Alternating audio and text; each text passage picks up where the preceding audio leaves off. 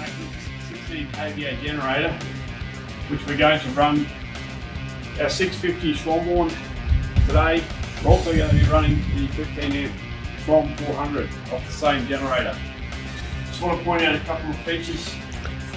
Make sure your circuit breakers are in the on position. Make sure you've got premium unleaded fuel. It's always good to remove the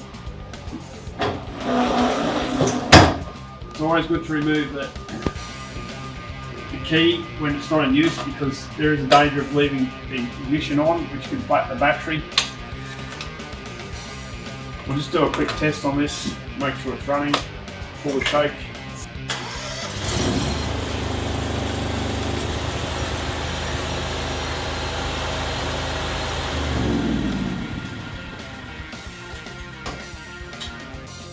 So let's plug our power in, make sure we've got the power off.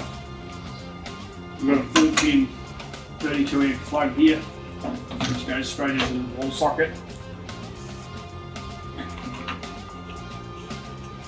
Just tighten up that so there's no chance of pulling out.